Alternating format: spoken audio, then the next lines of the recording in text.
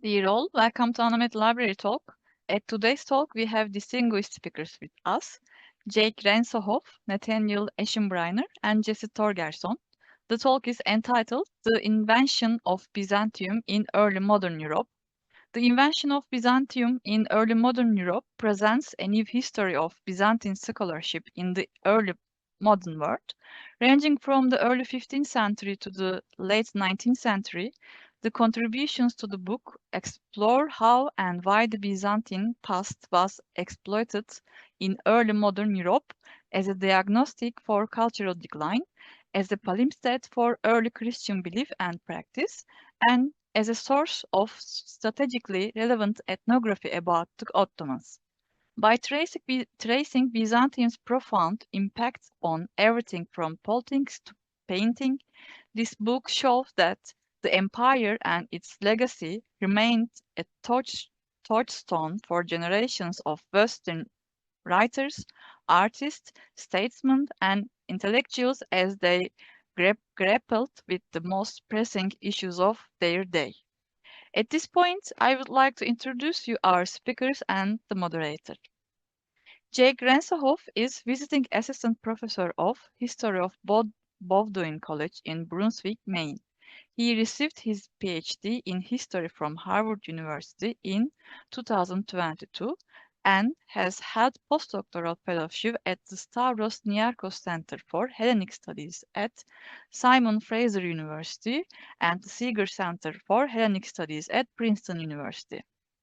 His current book project studies physical impairment and, above all, blindness as punishment for capital crimes in Byzantium and the medieval West. Nathanael Aschenbrenner is assistant professor of history at Bard College in New York. He received his PhD in history from Harvard in 2019. His research focuses on cross-cultural interaction in the late medieval and early modern Mediterranean. He has published articles on the history of scholarship, oratory, and late Byzantine politics. His current book project examines the legacy of the Roman Empire in the late medieval Mediterranean. Jesse Torgerson is Associate Professor and Director of the College of Letters at Wesleyan University. He received his PhD in Byzantine history from the University of California, Berkeley, with specializations in late antiquity and the early medieval West, and cross-disciplinary training in the history of art and manuscript studies. His recent book, also it is free as an ebook, offers a new perspective on the 9th century chronographia of George the Synkelos and Theophanes as a call to rebellion against the Roman Emperor. He increasingly conducts his research through the Traveller's Lab at Wesleyan University. Dear attendees, please bear in mind that your video and audios are closed. Please type your questions in the chat section. Your questions will be answered in Q&A session. Now I am passing the word to Jesse Torgerson. Thank you so much. Thank you, Irem, and I will just state on behalf of myself and the two panelists, thank you personally very much. Thank you to ANAMED for inviting this and facilitating this event, and of course to Koç University as well. So to begin, we'll just again echo Irem and remind the attendees to please think of questions from the moment we begin and drop them into the chat.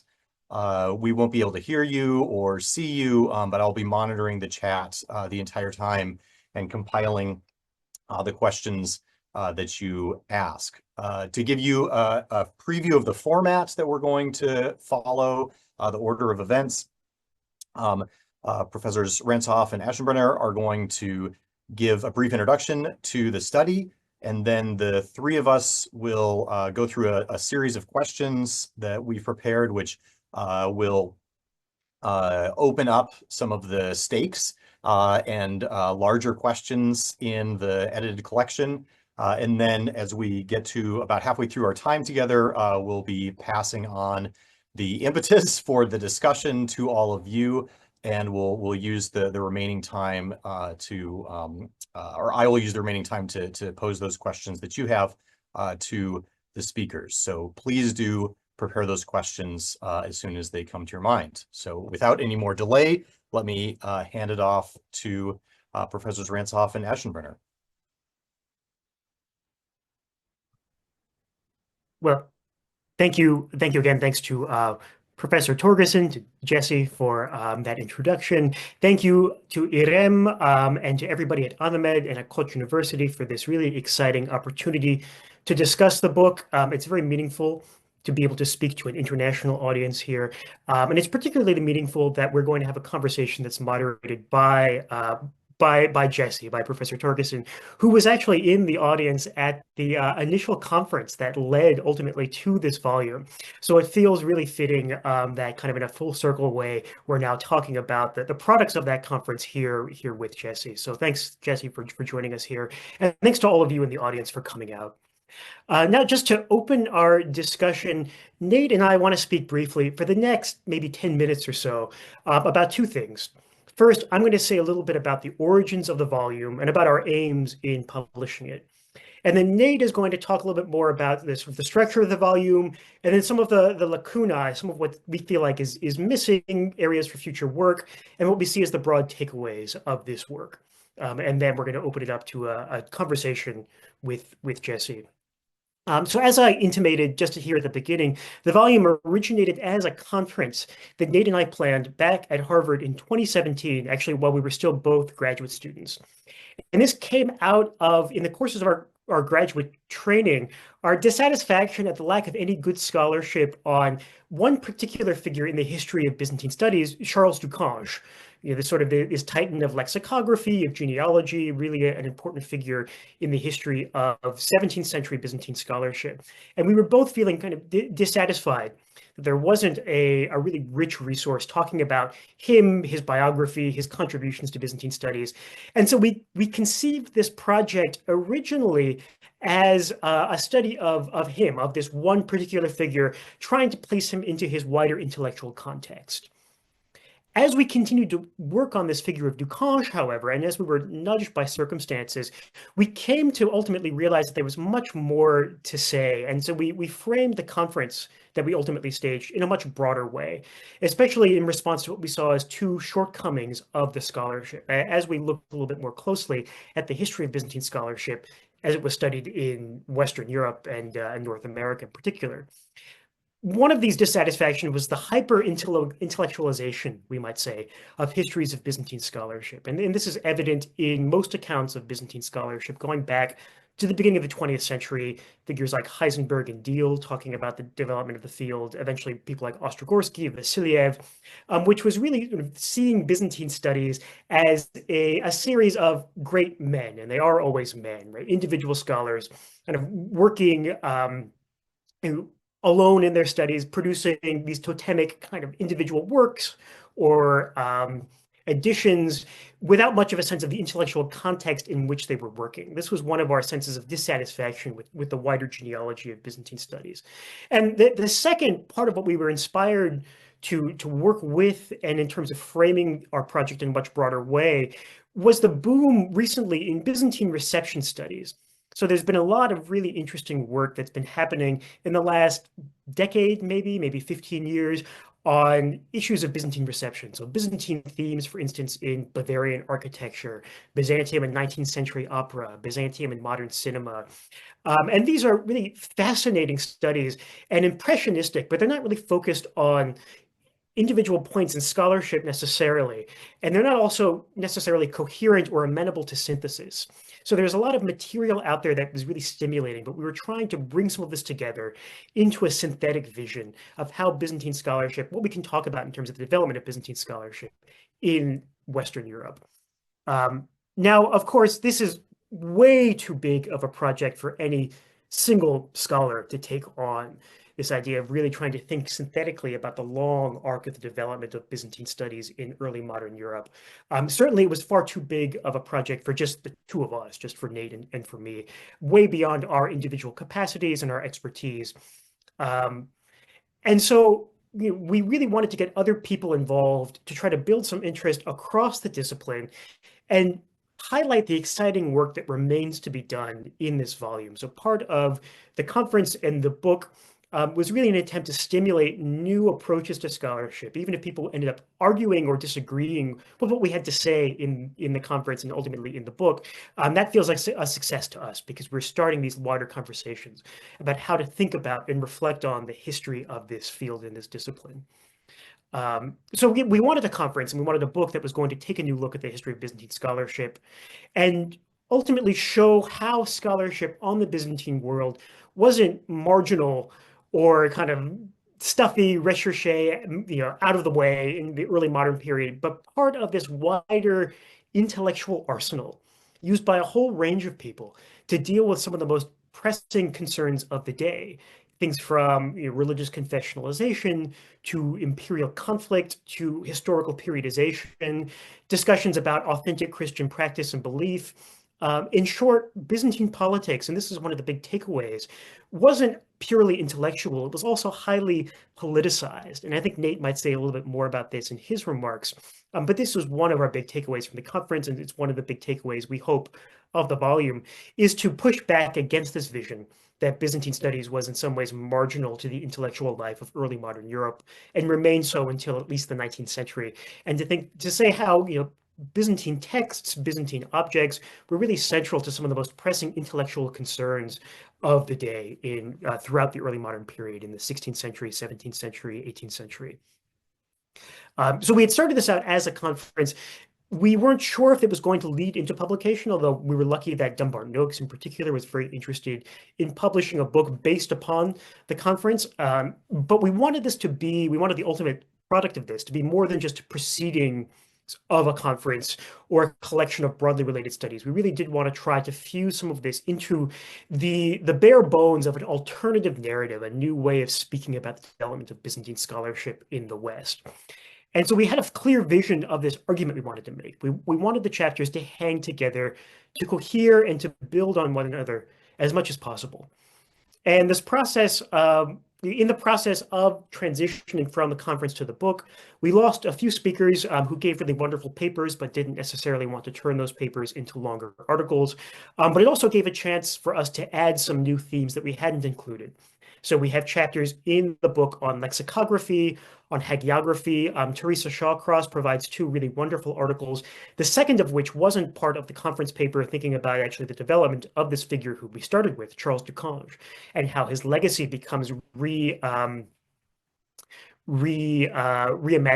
as a within the context of Western medieval studies after his death. And so we also Nate and I both tried to give the volume a degree of momentum and direction. We think that an edited volume can be a really effective vehicle for exploring an understudied topic and surveying unknown ground. But much of the punch, we think, much of the impact of a work of collective scholarship depends on a concerted effort to create a kind of backbone, a coherence that runs through the entire volume and gives individual chapters a basic shape. So we tried to really give this shape, create a sense of the shape in our introduction, in our conclusion, and in the structures of our sections. So we did our best, and maybe we succeeded, maybe we failed to a certain extent, but we really tried to do our best to, as our editors, step in and give a certain shape to the volume. And at this point, I think I'm going to hand it over to Nate, who might say a little bit more. Although it looks like there's some issues with sound, but I'm gonna hand this over to Nate now, and he might say a little bit more about some of the structure of the volume and what we see as being areas for future work. Yeah. Do we want to pause for a second? Irem, do we need to do anything with on the technical side for sound? I think no issue with the sound, but there is one person has a problem with. I will deal with Thank you. deal with it. You can continue. Sounds good. Okay, go ahead, Nate. Okay, thank you very much. I'd just like to reiterate Jake's gratitude to IREM, ANAMED, Koç University for hosting this forum. It's really exciting for us to be able to talk about the volume, especially since several years have passed since its publication. That allows, I think, us and readers the space to reflect on that with a little bit of distance, and also, you know, just reiterate the gratitude to Jesse for agreeing to moderate this event.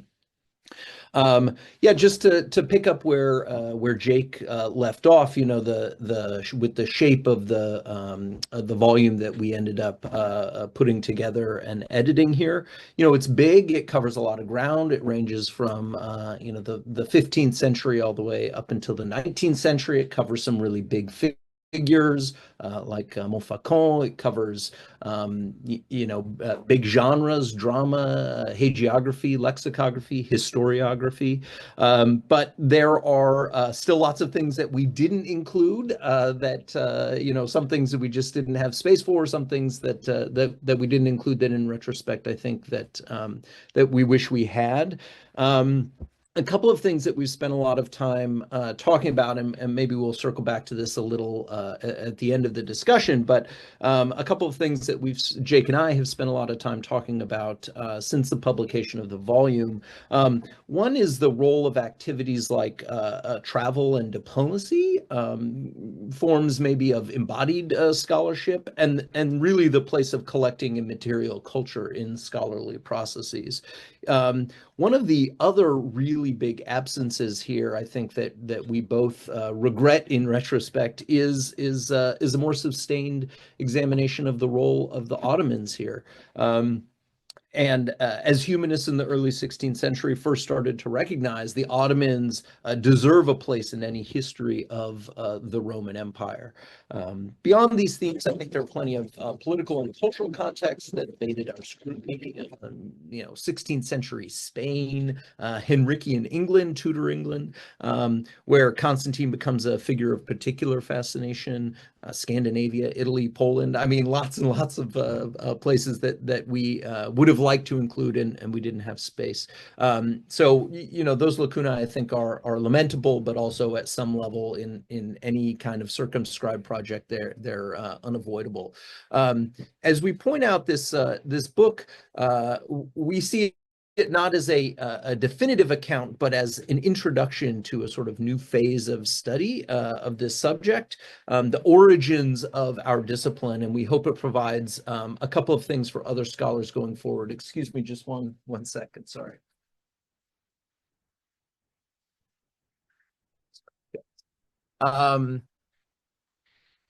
First, we really hope that it stands as a model or a framework for future research for seeing Byzantine scholarship, not just as a genealogy of editions and translations. We can maybe talk a little bit about the method as we go forward, but kind of against the backdrop of the early modern world's cultural, social, and intellectual dynamics. You know, alongside this, we wanted to provide a kind of new, it was really important for us to provide not just a bunch of new details about Byzantine scholarship of the early modern world, but provide a new, even if only a provisional synthesis for other scholars to amend, attack, throw in the garbage can, whatever it may be. But we really felt like that synthesis was important. I think that a central argument of the volume here is that the framework for understanding Byzantine history and artifacts in the early modern world wasn't fixed, but in fact it varied dramatically according to the purposes, the sources, the you know, material conditions, ideological commitments of individual scholars. For somebody like Jean Bolland, he saw, who's gathering Christian hagiographies from the Eastern Mediterranean, he saw this as a part of a broad history of Christianity for somebody like Johannes Crispinianus, the 16th century Viennese humanist, or indeed Martin Hanke, who's a schoolmaster in the late 17th century. This is part of Roman history. And for Lutheran humanists like Martin Crucius, who's given a really bravura examination by Richard Callis, this is, you know, a long part of the long sweep of legal history. So, in fact, I think what we're trying to suggest here is that much of the value to early modern scholars lay precisely in this ambiguity. You know, the Byzantine world was never fixed in amber, as it were, but it was also always available to be reinterpreted either as a positive model or a negative model. And we can talk about some details in the conversation here. I think that, you know, collectively, you know, Jake and I together are sort of hoping that one of the minor consequences of this volume is that we can stop reading that Byzantium is an invention of Hieronymus Wolff in particular, or other 16th century humanists. You know, there wasn't a single invention of Byzantium, in spite of the singularity of the word invention in our title. But it's a continual process of reimagination. And I'm also hoping we can appreciate that there were far more admirers of the Byzantine world, or certainly specific aspects of the Byzantine world, in early modern Europe than our customary, you know, quotations of figures like Gibbon and Voltaire, however memorable their critiques may have been. I think what really demonstrates is that the origins of our discipline are far more complex and more fascinating than reductive accounts, whether of enduring Western disdain or of sort of ex novo 16th century invention have conceded. And I hope that I hope we can continue to explore these exciting stories. So I'll leave it there and pass it over to Jesse. Thank you both. That is extremely useful and productive. And I actually want to pick up on the thread that you are ending there with, Nate, the idea that there are far more admirers of Byzantium in the early modern than the critiques of Gibbon. Reading them literally would have us think. I believe it's in your concluding chapter that both of you actually mention the idea that, you know, we should remember, even when reading those critiques, that you know, the critique came from a place of, we might even say, obsession. You know, Gibbon may have you know, had some critiques of the East Romans to offer, but you sure spent a lot of time with them in order to come up with those. And I think that's the dynamic that your book really does such a, you know, collaboratively, such a great job of bringing to the fore.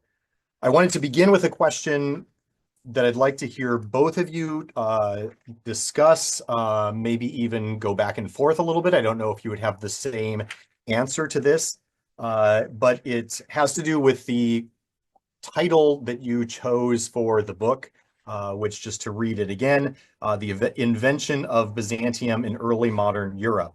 So whenever I teach a text of scholarship to my undergraduates, I always make them spend at least 10 minutes of class time debating the words in the title of a book. Having written one now myself, I know how much obsession goes into those, between not just in our own minds, but in back and forth between authors and editors. And so that, you know, this is a justified obsession. Then, of course, thinking about the title in regards to tables of contents and things like that. So the word invention in your title does a lot of work. And I'd like to pose a sort of two-part way of thinking about what you mean by invention, or why that's the operative concept. One of them is the sort of creation idea of invention. I'm going to read from the page 13 in the introduction, where you say that the aim of this volume is therefore not only to break with the reductive 4 stages. So this is, for those who haven't read the introduction, this is a way of summarizing the the sort of status quo narrative of Byzantine studies. So it's not only to break with that four stages narrative and suggest a provisional new account of the history of Byzantine scholarship, which you offer in the concluding chapter, and we'll get to that later in our discussion. But this volume also adds significantly to the store of raw materials with which other scholars might corroborate, refine, dispute our synthesis. And this is something that you're both very much offering, that this is not meant to be a close to the discussion, a definitive account, but rather an opening to a whole lot of conversations. In my own work, what I've finally had the realization of is, in order to move scholarship forward, really, we have to reset archives. So we can critique previous narratives all we like, but if we don't actually contribute new raw data, new raw materials, or even take existing materials and reformat them into new archives, then we're going to end up with the same functionally periodizations and things like that. And you mentioned the work on Ducange as really driving both of you to this. And I think, that's literally one of the things this volume does with Teresa Shawcross's work is give something of a new archive for those who don't have the volume, one great value of it is the appendix at the end, which is contained, or one of the appendices, which contains a lot of information about Ducange. So that's one question, is what does the archive now look like? Is that part of what you're getting at with Invention? The other part of this that I want to poke you both with is that the subject and the object of Invention. So on the one hand, it's in the title, it's Early Modern Europe Inventing Byzantium. But in my reading through all of the contributions, there's also a bit of an implicit narrative that emerges, which is that Byzantium is necessary for the invention of the early modern conception of Europe. That Byzantium plays this periodization role in distinguishing a certain period of Roman history that then allows the Europeans to articulate themselves both in relation to, but also against, at times to give Byzantium as they've defined it to the Ottomans, at other times to take it back, and that in my reading of thinking of early modern historiography on Europe as an actual sort of operative identity, even a political concept. Part of what I got out of the volume was how necessary in those political conversations that both of you referred to through the early modern period, Byzantium seems to be, for even Europe as we then in the modern period take it for granted, comes to be formed. So I'd be interested in your reflections on the use of invention along either or both of those lines.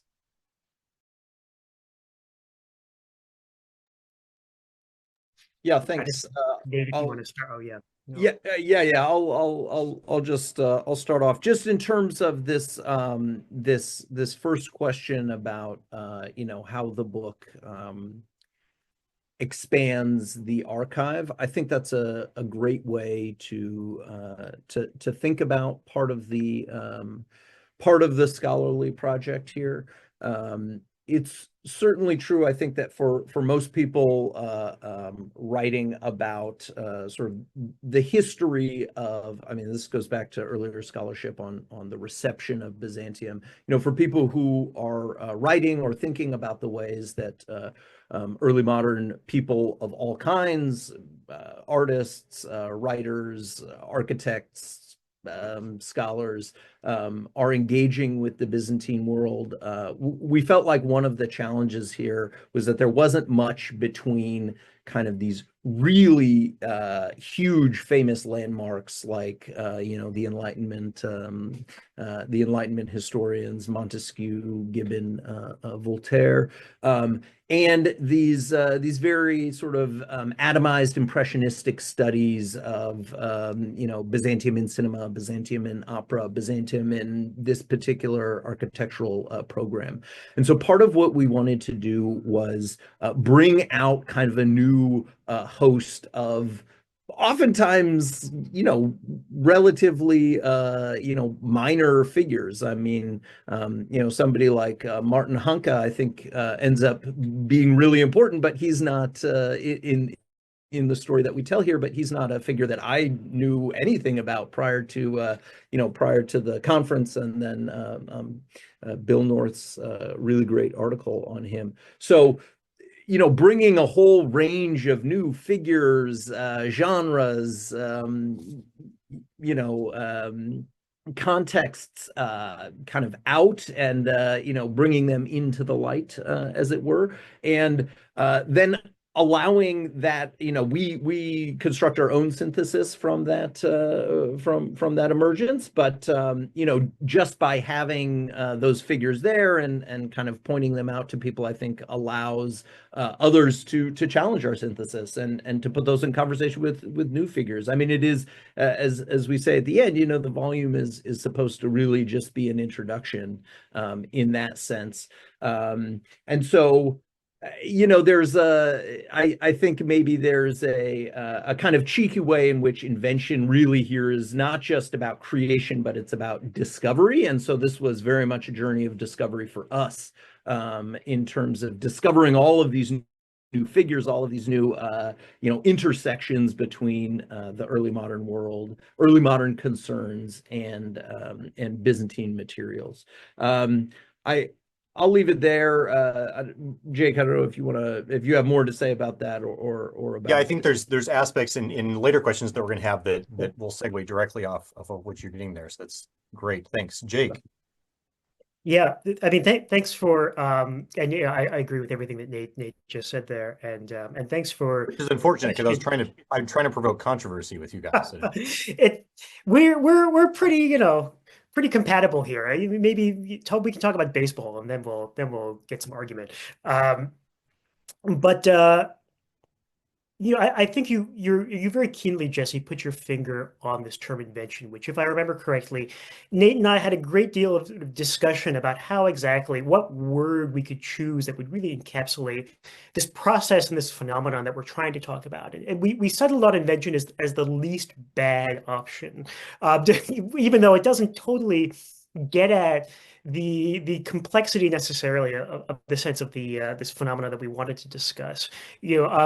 Discovery was another option that came up. And Nate brought up that there is a discovery dimension here. On the other hand, discovery feels like there's something that exists objectively out there to be found, and that is very much not the implication that we wanted to give, right? Part of what we hope to be conveyed in this term invention is the irreducible ambiguity of materials that we might now call Byzantine. If you look at something like the Colosseum, there's very little discussion about the Colosseum being a Roman monument, right? I mean, I think that there's not a lot of ambiguity there. The Hagia Sophia, is the Hagia Sophia Roman? Is it Greek? Is it Christian, right? I mean, it's all of those things. The answer is yes, right? I mean, it's all of those things together. And that ambiguity is something which is generative and productive and really fundamental in every stage of Byzantine scholarship, including in the present, right? So there are these elements there in materials that we call Byzantine that are constantly being reimagined or reinvented to tell different types of contemporary stories. And we wanted to try to get at that element here. I really like the way that you pick out. It's a testament to the skill of our authors that I think you were able to get out this sense of early modern Europe doesn't just invent Byzantium, but Byzantium in a way invents early modern Europe.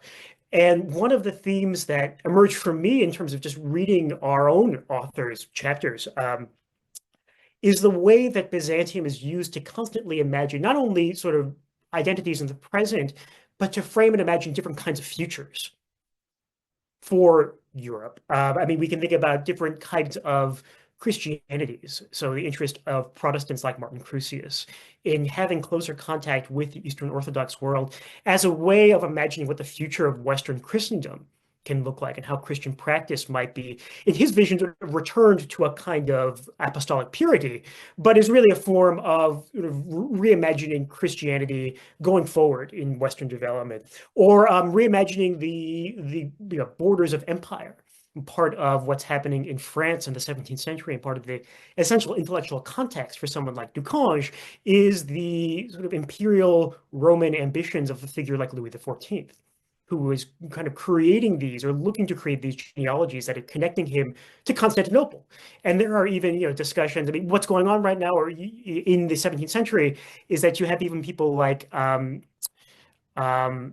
Leibniz, who is writing these kind of crusading treatises about how Louis XIV is going to one day retake Constantinople. And so Ducange is really in service to this project of reimagining what the future boundaries of, let's say, a French imperial state is going to look like. And so that's also really, I think, important in terms of the element that you bring on and how Byzantium helps invent Europe, is that it serves as this goad. It serves as this inspiration for kind of imagining different futures of what Europe means, what it can be, what kind of future developments in terms of Christendom look like, in terms of empire look like. And so that's another way that I see that element that you pick out coming into this work. That's fantastic. Unfortunately, you're saying so much and so fast that I'm not going to be able to take notes myself on everything you're saying, but I trust the audience is able to do that. It's really helpful framing. The next question that I wanted to float to you, I think, Jake, you were going to pick up this one, which was, what was your, and I think it feeds right into this discussion that you were initiating there. What motivated your choice to focus on Western and Central Europe? Though, as you indicated, you didn't necessarily send out assignments to all of your contributors, but that is what ended up happening in the way the volume came together. But what do you make of the volume having that geographic focus of scholars mostly working in Western, Central, a little bit in Eastern Europe, but not much, rather than including more, as Nate mentioned in his introductory comments, more of that Ottoman historiography, scholarship, reception, or even East European regions, such as modern Romania or Wallachia. What do you make of that? Yeah, thank you. There is something, I think, counterintuitive about the fact that this is a volume about Byzantine studies, but there's not a wide presence of peoples, polities that inhabit the former territories of the Eastern Roman or Byzantine world, right? And we are alive to that potential contradiction. I mean, part of the answer is purely practical, right? There's only so much space that we have within this volume, and there's so much material to cover here. And so there's a ton of really interesting work to still be done on the study of Byzantium in intellectual traditions based in Eastern Europe, in Russia, in the Balkans, in the Ottoman world. And we're really excited to hopefully be in conversation with scholars who have those expertise. This is something that we're trying to bring in some of our future work as well. And we're hopeful it's going to lead to future collaborations. But there was also a conscious decision in trying to use our limited space to talk about the West, in part because, at least in our perception, the Eastern European part of the story had been told a little bit more extensively than the history of scholarship, Byzantine scholarship in the West. I mean, there's a general sense of understanding that Byzantium is important within a Greek context, or within a Turkish context, or an Ottoman context, or within a Wallachian context, since the work of someone going way back to the beginning of the 20th century, like Nikolai Yorga, right? There's a general acceptance that Byzantium is a present entity in the historical imagination of scholars and intellectuals and politicians, and religious figures working in these regions. But how it's often articulated in the West is a sense of absence, at least up until a figure such as Gibbon, or a heroic figure such as Krumbacher, who was able to carve out a niche for Byzantine studies within the institutional space of a university. And that is seen as being the really origins of Byzantine studies in the West. And before that, it's sort of a history of absence, of neglect, or of disdain, as a figure like Gibbon or even earlier Hieronymus Wolff may have disdained Byzantine history. And so our real investment in focusing on the West was to try to highlight that there is a continuous tradition of intellectual engagement with the Byzantine past in the West, one that's often overlooked given the dominant narrative of Byzantium's marginality to Western intellectual life, but which is just as sort of continuous and just as rich as in a place like, Wallachia. I think we can say that, maybe some of the ways of understanding or imagining Byzantine history are different ways of inventing Byzantine history compared to, let's say, the Balkans and, France or the British Isles. But scholars, intellectuals working in France or the British Isles in the 17th century and the 18th centuries are in some ways no less interested or engaged with materials that we would now call Byzantine as people who are inhabiting the former territories of the empire. There is this continuous history that's so much richer than these kind of hegemonic narratives of absence, which have been repeated in the discussions about the origins of the field. And so that's really what we're trying to bring out. Yeah, that's a great phrase. Is the hegemonic absence of Byzantium is a lovely way of capturing that. Nate, are you able to jump in? Yeah. Yeah, sorry, I was seeing the appearance of another you. Yes. I don't know if that was a portal through time or no, I'm not. I'm not. Yeah. What happened there? But I wanted to pick up on this again. Pick up on this. Jake used this phrase of carving out this space in the university context for Byzantine studies, for scholarship on Byzantium, on East Rome. Even though there's an absence of a direct political or cultural reception, at least a significant and compelling one. So for you, what space is this volume then carving out in your university scholarship work? Given now what you learned, as both of you have mentioned, this volume was also a learning experience for both of you. Given what you've learned and then this new framework that you presented to all of us with the book, how are you doing scholarship differently than you were 5 years ago because of what you've learned in this book, because of what the contributors put together? And I don't only mean in terms of you're now maybe interested in different questions, but also when we go back and read 12th century texts, when we go back and read Anna Komnene and other actual texts, how does this reframing that you all are offering, how does that change the way that we do the work of historical scholarship? Yeah, thank you. That's a great question. I think for me it has a particular resonance because I'm currently writing a monograph that covers a lot of this same material. Certainly the early part of the volume that's covered. My monograph runs from 1200 to 1550. And so I think what we see in the volume, what emerges really clearly, is that there are a number of competing frameworks for, how we should understand this empire that we now call Byzantine, and where it fits in histories of Hellenism, Christianity, Roman imperial narratives. And, I think that helped make me understand that kind of the inverse is the case when we're talking about the Roman Empire in the late Middle Ages. In fact, there are a number of states and political cultures that are maneuvering to affiliate themselves with that genealogy, that there's this kind of, just as there's a kind of competition to sort of claim and appropriate the Byzantine past in the early modern world, there's a competition to claim and appropriate the Roman past in the late medieval world. And indeed, the criterion that you focus on really shapes the way you tell those stories, right? Is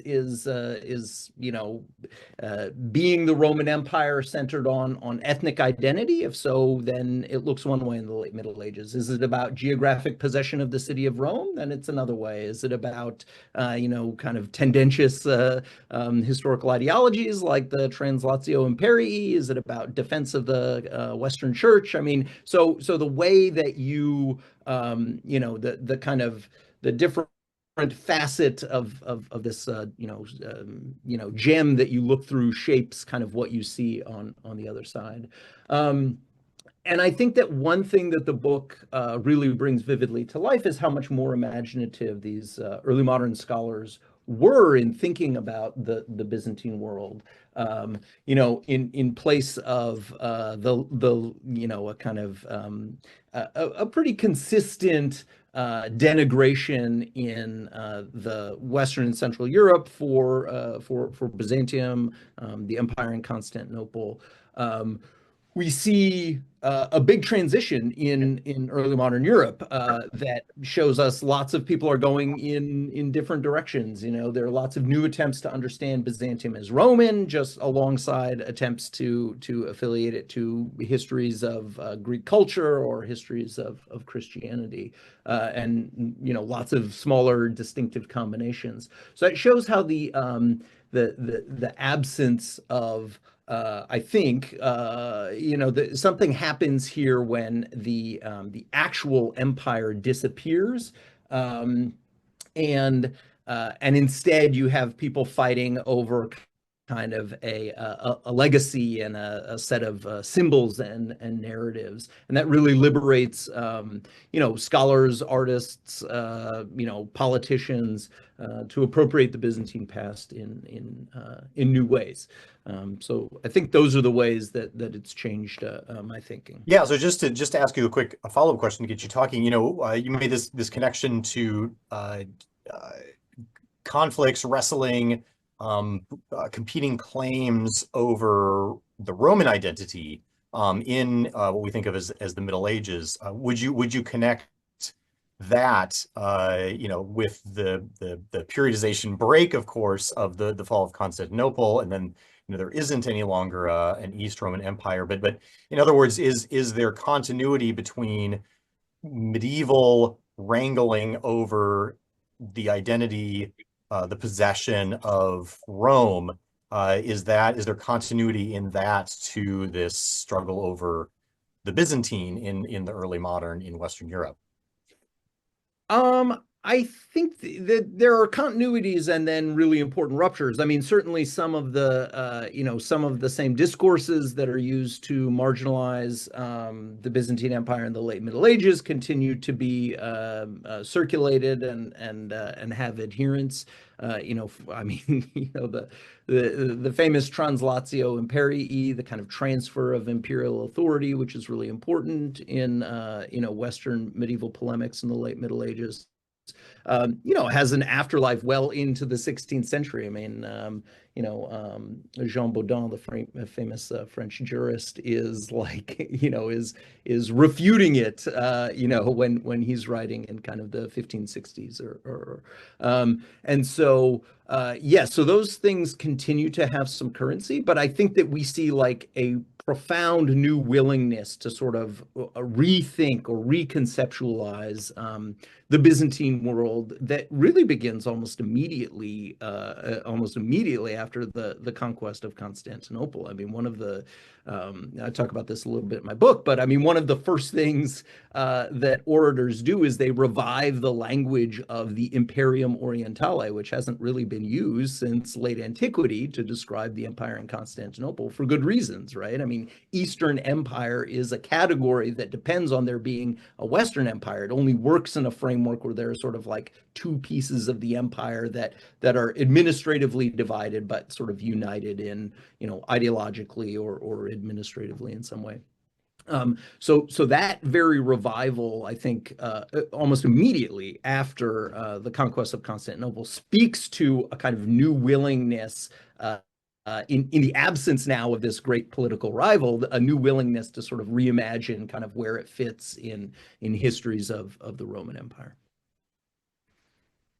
Jake, I want to direct the conversation to you with a similar impetus, which is to get your perspective on how the work that your colleagues did in contributing to this volume is changing your own approach from your perspective. So my way of asking that would be, how did the work that these contributors put together change the way that you approach, think, teach what we might call, this early modern intellectual political history? For the audience, what should they do differently if that's something that they think about, teach about, or write about?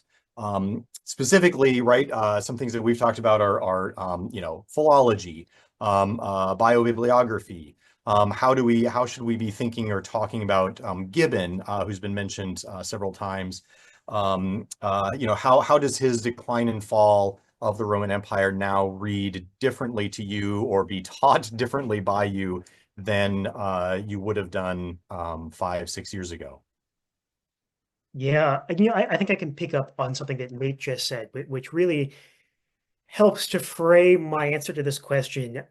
Where Nate, you mentioned the criteria that you focus on shapes what you see on the other side. And you were speaking about this in terms of Roman identity. But one of my big takeaways, or one of our big takeaways, and I'm really indebted to Nate for this insight, is the critical importance of source material in shaping how people approach and think about the Byzantine past and what kinds of other pasts they're putting it into conversation with.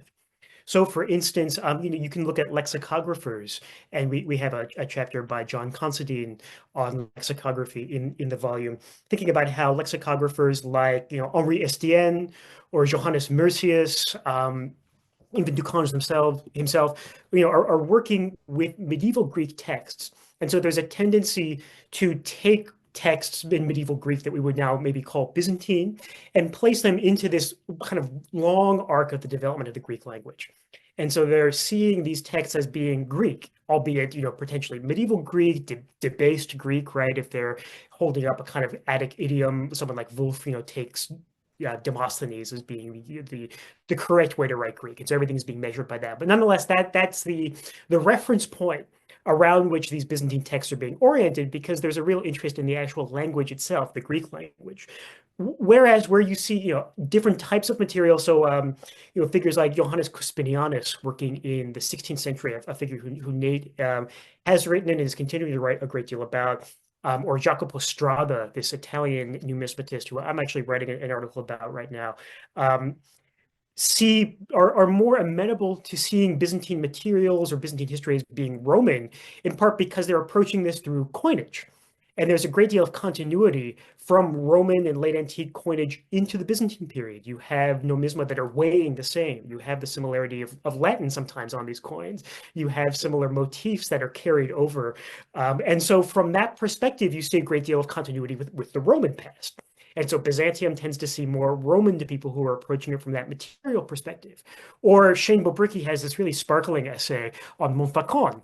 And Montfaucon, on the other hand, is looking at architecture and physical remains. And so there again, you see a sense of break where he's saying, okay, well, we're looking at classical architecture and then Byzantine architecture looks different. So there's a real break in Romanness to something else, something that's neither really Roman nor totally Greek in a classical sense, but that is really medieval. And so this sense of something being classical versus medieval becomes very important to him. So really, the example I like to use is that Byzantium has this sort of stem cell quality to it, right? It can sort of take on the shape of wherever it is that you graft it.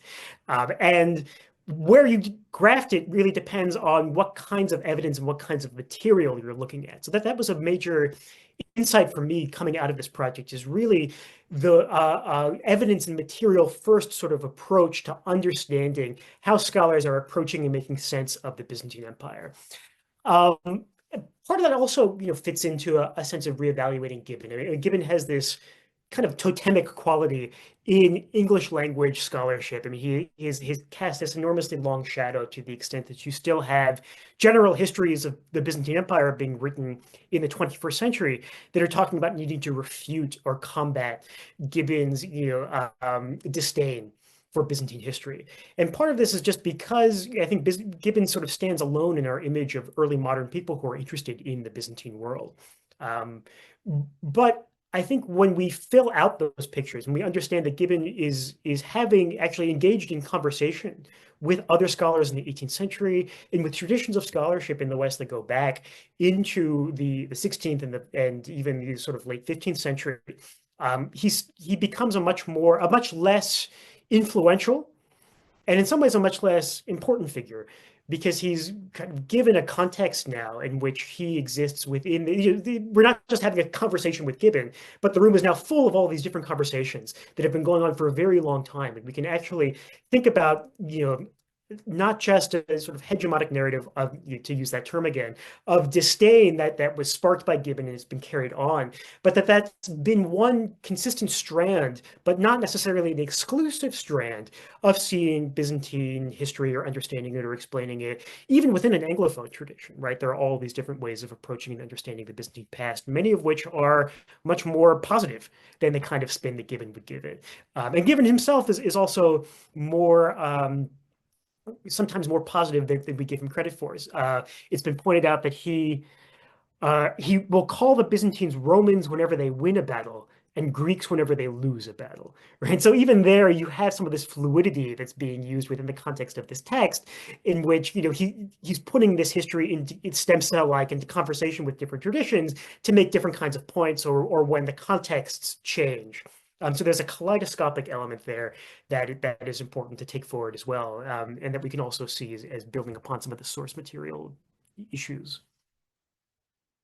There's a lot in what you said, and I would just pick up and recommend to the audience that among the many things that Jake was just referring to, chapter 12 buries Gibbon, its discussion of Gibbon sort of in the article rather than in the title. So you might not, if you're looking for discussion of Gibbon in the table of contents, you wouldn't immediately find it. So I want to flag that. But I think you've characterized what Frederick Clark's chapter does really nicely. And my experience of reading that was to all of a sudden have this image of exactly as you say, Gibbon's now in a room full of other people, and also his work is not so much paradigm setting as paradigm reflecting, which just really changes. It's changed for me. I have to teach Gibbon for my course in the spring, and is the first time I've done that course since your book came out. Is going to change how I teach and frame the significance of what he puts together. Right, synthesis is a different move from invention. I want to keep driving the conversation forward and to just switch over to you again, Nate, and ask now, you've already referred to this a little bit already, but what do you see as the implications of the book for some of the contemporary work, meaning right now, and specifically I'm thinking of course, Anthony Caldelis's book that just came out, on the possibility of switching our nomenclature from Byzantines to East Romans, from Byzantium to East Rome. But how do you think of the implications of the book for reconceptualizing the Byzantine, perhaps in quotations, identity? Oh, that's a great question, and one that I think Jake and I both think about a lot. I think that the interesting thing that the book, I think, revealed to us really starkly is that there isn't a single framework for interpreting and understanding the Byzantine world, either in the early modern period or indeed perhaps even today.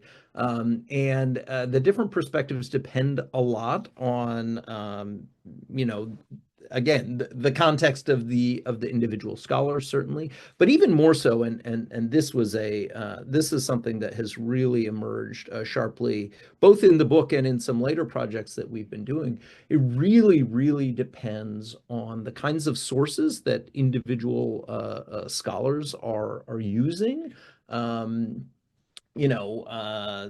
Okay, so for context, right, somebody like Pletho is really invested in imagining the history of the empire that he himself is a subject in, as a kind of a Greek state, as a part of a long history of Greek political formations. You fast forward to the 16th century in Vienna, where there's an attempt to kind of invest the Holy Roman Empire, emperors in particular, Maximilian I and then Charles V, with some kind of reflected glory from the imperial East. And so for them, the Byzantine world is really a Roman world. And they're really invested in seeing Byzantium as part of the history of the Roman Empire. Other people were working on Greek language materials. Vossius is a Dutch humanist in the early 17th century, writes a history of kind of a literary history of historical writing. And because he is treating Greek historical writing separate from Latin historical writing, he goes from Herodotus to Chalcocondili. So for him, Byzantine materials are part of a long history of Greek writing. There are a lot of other examples for this, but I think the point is that people are constantly based on the materials they're working with, imagining how Byzantium fits in other existing frameworks, whether it's Roman, Greek, Christian. I think that in this moment, people, I guess the last point here is just to say that in this moment, when people are critical of the term Byzantine for the various associations and conceptual baggage, this project, I think, explicitly shows that Byzantine has been defined, imagined, reimagined, redefined, disputed, filled with new, ideological associations repeatedly over the last 500 years. And so if we don't like the associations of Byzantine because we think it's, recherche, or we think it's sort of subtly denigrating, we're free to reimagine the category of Byzantine in any way we want. So for me, I don't think that redefining it as East Rome, which I think has some interesting implications, I don't think that that's the association. I think that, in fact, that like the historicization of the category Byzantine that we see here in this book shows us that, in fact, we can make this term, and we can make this category what we want it to be. So I find it empowering in that sense. Okay, the chameleon that is the term, the concept Byzantine, and I'm going to take Jake's suggestion and I think throw you the ball to take up this last question, which really tries to push you on that very question a little bit. I'm going to give you a proposal for thinking about the term Byzantine and see what you think. This is kind of drawing on what you all did in your concluding chapter to wrap things up. So again, for the audience, if people haven't had a chance to look at the book, Jake and Nate's concluding chapter summarizes the collection by offering a new periodization of Byzantine studies to sort of supplant with now on the basis of new archive, essentially, with this scholarship, supplant the sort of 4 stages. And they make 3 divisions. The first from 1400 to 1550, where sort of encounters defines Europe's invention or relation to Byzantium. 1550 to 1700, where this is the era of Ducange, for instance, right? That there's a canonization, synthesis of all of that earlier work that was maybe in lexicography, philology, and then it's brought together with this kind of political impetus of that era. And then from 1700 to 1850, what you call the fabrication of consensus, but the emergence of autonomy in terms of there's now something that can be looked at as a field. You talked about the space of university context, of academia for holding Byzantium. So that's the new periodization that we're offered. What I noticed about this is that you almost have a rise, synthesis, and then fall of the sort of the power of the concept of Byzantium in early modern political discourse, which is really in that sort of central era when it's more what today might be thought of as like government think tanks, is more the way that it struck me that work on Byzantium is proceeding, as opposed to then by the time it's sort of synthesized, then you're moving into the more kind of purely more abstract academic approach to the discipline. So my provocative question to both of you is, even though if Nate's just said that we can apply Byzantium as a term to anything that we want to, what do you both think about the idea of applying Byzantium simply to this era of scholarship that you're talking about? So that if I were to say I'm doing Byzantine studies, what I'm actually studying is the invention of that term and all of the political framing of it. The scholars that you've mentioned, who are both in the book and not in the book, that's the history of Byzantium, is this early modern phenomenon of political association with the Byzantine in the medieval sense, the East Roman Empire of the Middle Ages, for specific political and then eventually scholarly purposes in Western and Central Europe. And that then we're now maybe moving into a post-Byzantine phase, if you take that kind of intellectual history way of applying that term. So that we're now kind of moving beyond reifying Byzantine studies as separate and kind of reintegrating it in medieval studies more generally. But how would you both react to that as a concluding question? Our readers' take on your provocative conclusion. Thank you for that, Jesse. I'm gonna have to continue to think about it. I mean, I'm just sort of going off here, and Nate, feel free to jump in when you'd like. But so the proposal is sort of almost separating, using Byzantine as a term to talk about the reception of East Roman civilization, and then talking about the actual East Roman state, literature, people as being sort of East Roman, right? So creating this separation, this distinction between East Roman to talk about, before 1453, and then the reception of all of that becomes Byzantine studies, right? Yeah. And I mean, I think that there is some real strength, certainly, to the idea of reintroducing the term Roman into our discussion of this society that we've traditionally called Byzantine, at least in the West, right? And for a number of reasons that someone like Anthony Kaldilis points out. It does justice to the actual self-identification of at least the elites and the people who are producing the text that we're reading from the society. It stresses the institutional and state and kind of ethnic even continuities that exist between ancient Rome and the Byzantine Empire, or this Eastern Roman polity. I guess part of what troubles me a little bit about it, or one of the questions I have in terms of creating the sharp distinction between our reception of the society and the terms that we use to study the society itself, is that perhaps it also, in addition to illuminating certain kinds of continuities that this East Roman polity has with the Roman past, it also maybe obscures other aspects of this history, right? So something I tell my students is, of course, the Roman Empire, the classical Roman Empire, is never just a territorial state or an empire, right? It's all of these other types of things that are bound up together. It's an economic way of life.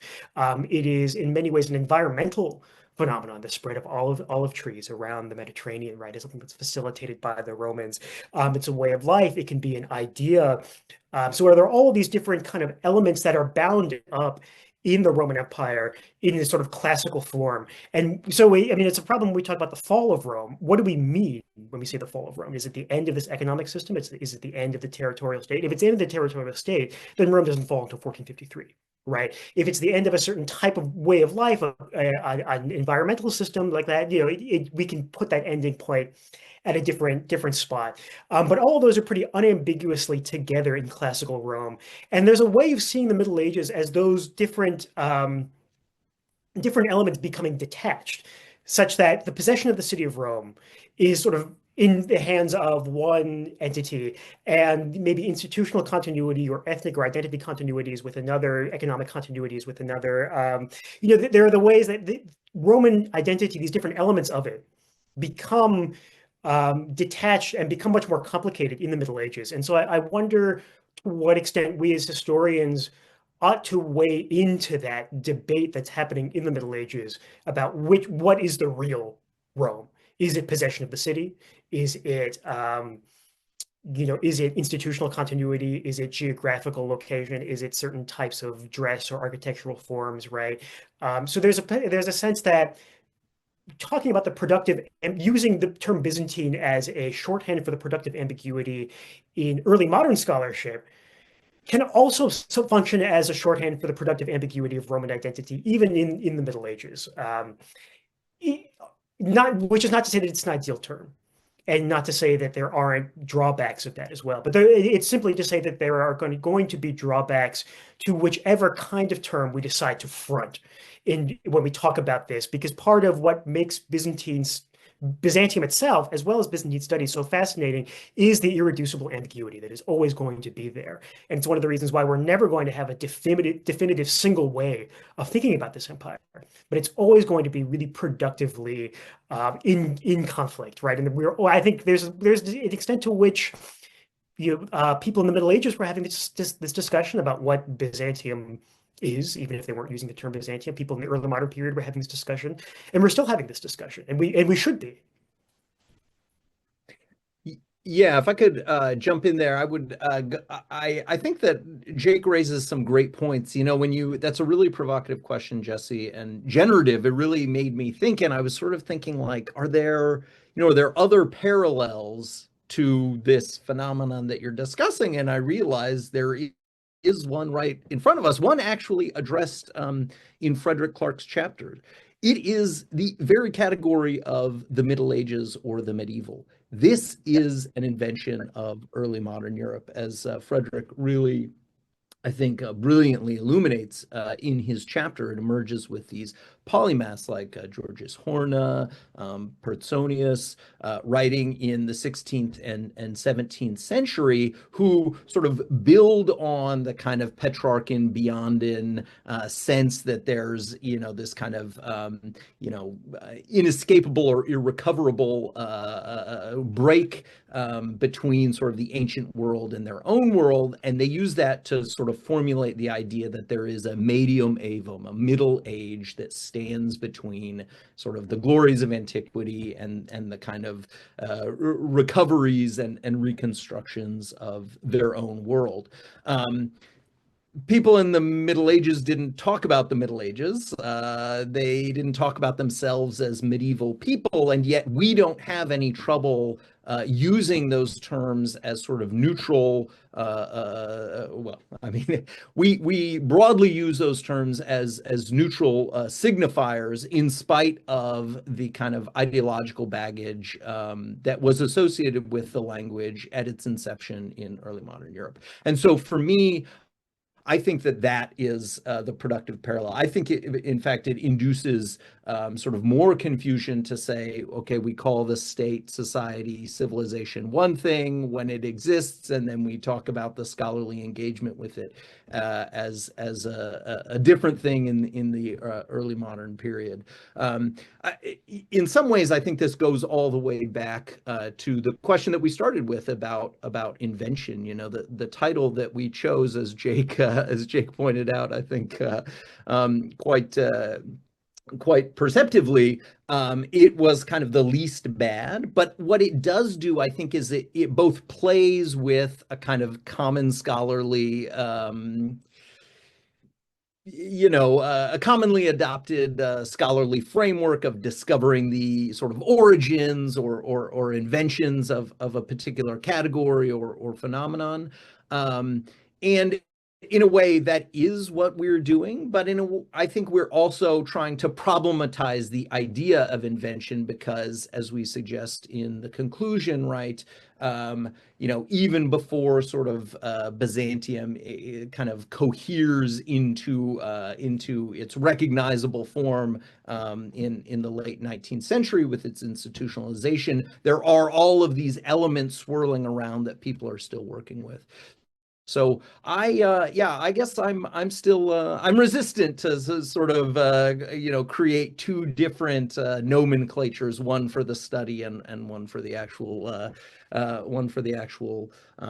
period and peoples itself. But I think that those are questions that are going to continue to motivate conversation and exciting new work in this field. Yeah, and I really like that you made that connection to the very question of a middle age of medieval studies, because in a sense I think that's one of the contributions of this volume is that it allows Byzantine studies, scholars of Byzantium, to connect to a parallel conversation that is happening, has been happening in medieval studies, where I teach a medieval colloquium. We call it a seminar for our majors, and am constantly wrestling with implications that I haven't quite ever yet written out about the fact that when I came, it was called the medieval colloquium, and I changed it to the colloquium on the Middle Ages. And I think those are the nuances that we're playing with while still trying to maintain coherence in what we are referring to without completely inventing new terms that nobody knows what they mean anymore. I think your answer relates directly to one of the questions that we received, and so I'd like to go directly to that. This is specifically the question about the Great Schism of 1054. So the question is whether the Great Schism of 1054 might be seen as one of the causes of an invention of Byzantium in early modern Europe. And it's a clever question, I think, because right, of course, that's not an event in the early modern period as we think about it, but as I understand it, it's referring to maybe the reception, right, the aftershocks of 1054, which famously most of us teach that as the event that nobody knew happened until sometime after, when it's like, oh, that was the split. So is maybe the reception of the Great Schism as that fit. As that split, part of what helps to invent Byzantium for early modern Europe. The question goes on: can we claim that the jus commune would affect the East Roman Empire in a notable way, and that if the division had not occurred, that the two systems, the sort of like East-West, maybe separate but still in some kind of partnership, might otherwise have remained coherent or persisted? I think this is a really great sort of question, and it's making me think quite a lot. I'll just offer two sort of quick responses, and then I'll pass it over to Jake. I mean, first of all, I think that the question gets at the point that one of the things that's happening in inventions of Byzantium and in the sort of language of Byzantium itself is sort of is giving coherence to the other, like creating an other. And one of the functions that Byzantium has in early modern Europe, I think it was Shane Bobricki has, in a conversation that we had about this, they used this really sort of memorable phrase of like the other self. So it's like recognizable. It's sort of like looking in the funhouse mirror. So it looks like you, but it's different in weird ways. It's not completely other. And I think that the schism of 1054, kind of like the Fourth Crusade, is another moment in sort of the slow creation of a real other in the Eastern Mediterranean, that is all the more threatening for looking so much like people who were claiming to be, Romans and Roman emperors in the West. The second thing I would just say about sort of the reception of that event in early modern Europe, the answer is I don't really know. That's a great question, and somebody should do some research on this. Perhaps our interlocutor here. I mean, what I can say is that for somebody like Cuspinianus, who's writing in the early 16th century and trying to write a new history that says, oh no, sort of Constantinople and the empire in the West were always sort of partners. For him, he's really invested in basically effacing all ecclesiastical divisions, because that problematizes the story that, like, hey, we're working together, empire in the East and empire in the West. I think it's an open question to what extent other authors are sort of invested in either highlighting or suppressing those divisions. It's true, of course, that Cuspinianus is writing right around the Reformation, and I think as later historians like Baronius become more sort of confessionally polarized, either writing Reformed or Lutheran or Catholic histories of this period, that they're much more likely, of course, to play up those divisions. It's a great question, and I realize I haven't really answered the question of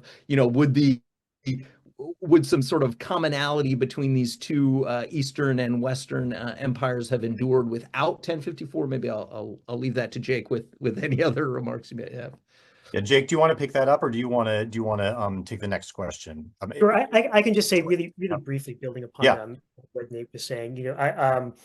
I think that the concept that Nate you reference ultimately goes back to Maria Todorova's Inventing the Balkans, this idea of the incomplete self, right? So something that's distinct from Orientalism, which is the other. This is this incomplete self. It's you, but it's not quite you. And this is part of that. It's a really useful way, and I think Shane also Bobricky brings this up, right?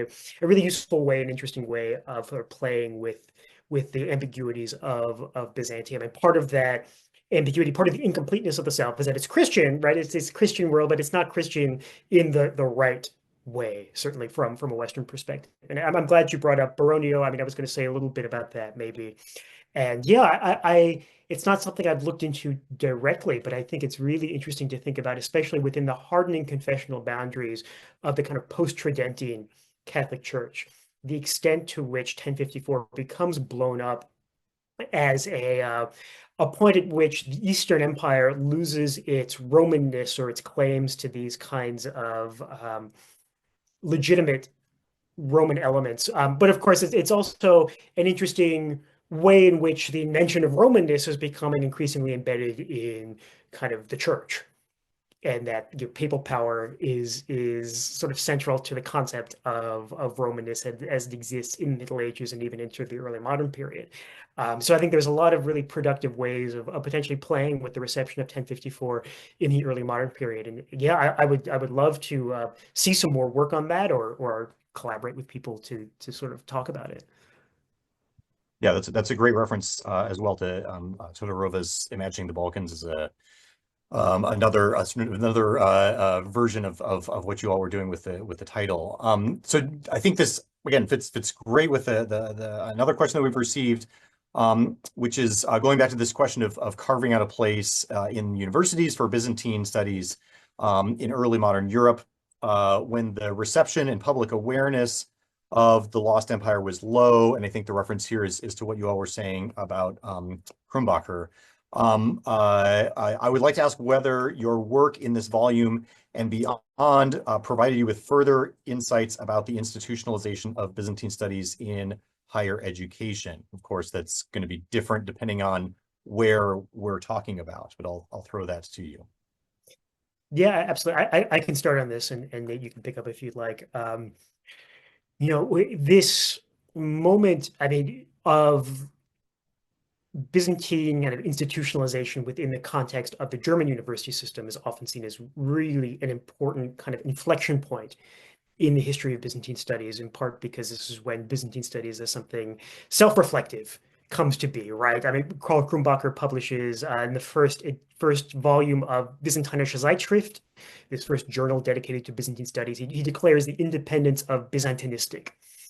And so it creates this understanding of Byzantine studies as being legible within a faculty system of a modern university in a way that we might think of it. It's something that has its own kind of periodicals like Byzantinische Zeitschrift or like Byzantinski Vremenik in Russia, right? Russia is very close behind Germany in terms of kind of creating these spaces for Byzantium within as a sort of autonomous discipline within the university. And it's also interesting in how that change, that sort of sea change in the way that Byzantium becomes present and quote unquote autonomous within a university system changes the way that people understand the history of the discipline before. Because often what people end up looking for, people who are sort of trained as Byzantinists within a system in which you sort of become trained within Byzantine studies, right? You're not a classicist, you're not a medievalist, you're not a historian necessarily, you are a Byzantinist. It becomes an institutional identity within the framework of these new forms of education. And this new way of conceptualizing academia, you start looking for that same kind of identity in the past. And when you look for that, you don't find it, right? You don't necessarily find anybody in the 16th century, 17th century going around saying, I'm a Byzantinist, right? And so this in part, it's the ways in which we've been trained to think about how Byzantine studies hangs together as a discipline that has conditioned us to sort of see the history of Byzantine studies before someone like Krumbacher as absence. But that absence is in many ways, I think, a mirage of what people have looked for rather than what exists to be found. This is something that we say in the volume as well. Right. It's if you look for the coherence of a kind of Byzantine identity, or for people sort of saying, I'm not studying ancient Rome as a civilization, I'm studying Byzantium, you're not going to find it. When you're looking at the types of materials that people are engaged with, be it the Corpus Juris Civilis, be it interest in the Column of Theodosius, be it in Byzantine coinage or in the texts of Niketos Horiates, you suddenly realize that these texts that seem, or this study of Byzantine materials that seem marginal are really, really central to the main intellectual projects of early modernity. They're simply not thinking about them as being part of this independent discipline of Byzantine studies. In the same way they might articulate kind of ancient Rome as being a kind of space which exists separate from other types of study, right? It's really embedded in all these other forms of identity. And so what we're seeing with the institutionalization is not necessarily an objective increase in interest in Byzantium, but simply a new way of reconceptualizing what working on these texts or these materials means. Yeah, this is a great point on the just really briefly before you jump in, Nate, the political implications then of the method that as you're articulating Byzantinistic is not necessarily transferable to medieval Latin Western materials in terms of the different subdisciplines that are viewed as necessary. And so, if then Byzantium is formed out of this political crucible, then that methodology has these same interesting political stakes to it, which is a really interesting set of connections. Nate, did you want to build on that? Yeah, I just to say very briefly, I mean, I think Jake's point is spot on.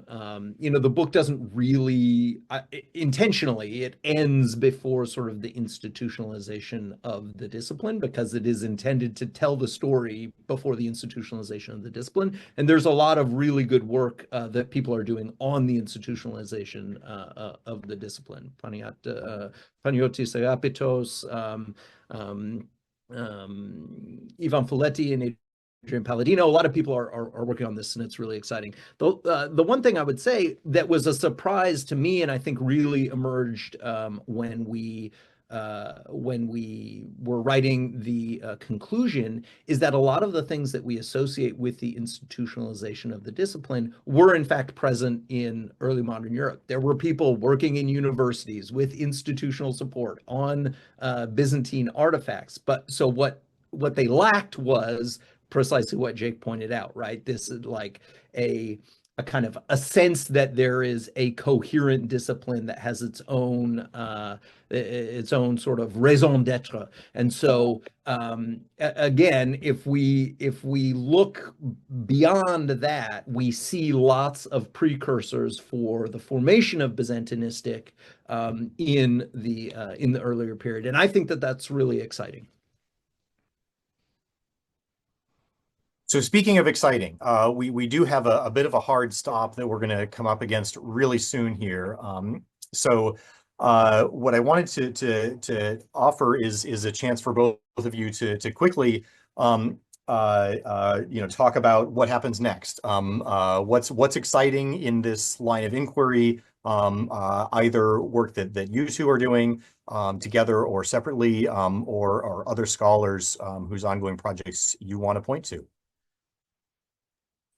Yeah, maybe we can split that up. I mean, I can say just a little bit about what we're doing next, and then Nate, if you want to talk a little bit about some of the other work. I mean, you mentioned a little bit with people like Ivan Faletti and Palladino. So right now, Nate and I are working on a follow-up publication to this, actually, on Byzantine antiquarianism. Material culture is something that we really wanted to be included in this original volume, and for various reasons, we didn't have as much of it as we wanted. We have some art historical works, Elena Beck's chapter, for instance, but we really wanted to kind of think about a little bit more of a concerted way how engagement with Byzantine material artifacts was different from engagement with Byzantine texts, or was it different, in fact? And it also gives a space to think about the actual space of Constantinople as a physical built environment, and how that comes into play in terms of different visions of the Byzantine past, how it's being studied. And creates more of a space also to talk about Ottoman scholars who are living in these Byzantine cities, and how they are making sense of the monuments and the artifacts that are all around them, actually. And so this is a project we've been working on for quite a while. It's going to hopefully be coming out as a special edition of a journal, erudition in the Republic of Letters, probably within the next year or so, maybe 2 years. It sort of depends on the publication horizon. So there's still some ambiguity on exactly when, but you can kind of keep a lookout for this study of Byzantine antiquarianism, which we're hoping is going to kind of continue to build upon some of the work that we've done in the volume, as well as address these different lacunae that we weren't able to cover there, and can kind of continue this work together. And I think maybe Nate, you want to talk about some of the other, because there is so much, I think, other interesting and exciting stuff that's happening within the study of Byzantine reception, Byzantine scholarship, simply, I mean, far beyond what we're engaged with. Yeah, thanks. Yeah, I think that's right. We're excited about this project about collecting material culture that's gonna, put the kind of Ottoman world into the story where it should have been all along. I think that there are some other collaborative teams that are working on really exciting materials. Ben Anderson and Marilla Ivanova just published a volume that we had an article in about colonialism. I think that's really provocative and generative. For us, I mean, just Jake and me as a kind of a team, I think, we contributed an article to that, and I think it points towards some really interesting new questions about intersections between colonialism in the early modern world and Byzantine scholarship, specifically how colonialism both generates new materials for people working on, Byzantine scholarship as we've kind of defined it in this volume, but also creates new venues for deploying politically and ideologically the fruits of those labors. So I think that's something that we're really interested in. I think a lot of new work now is emerging, new sophisticated work about the Balkans, thinking about nationalism in Eastern Europe, great figures of Byzantine studies in sort of the late 19th and first half of the 20th century.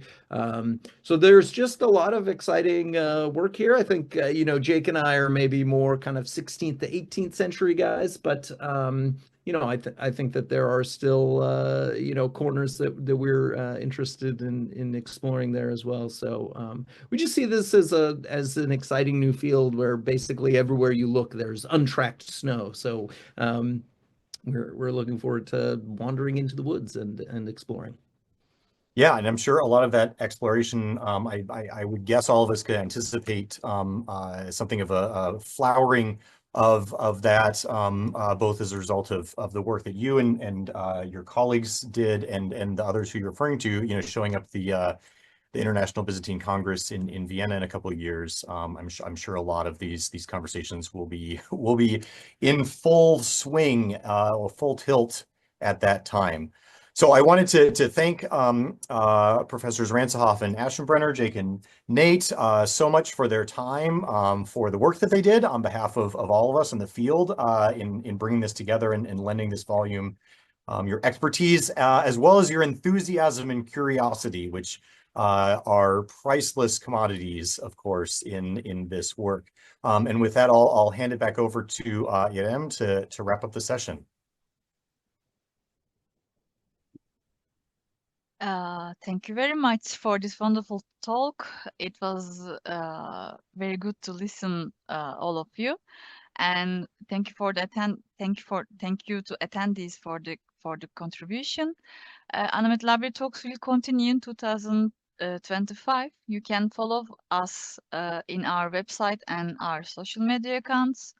Thank you very much again, and have a good day to all.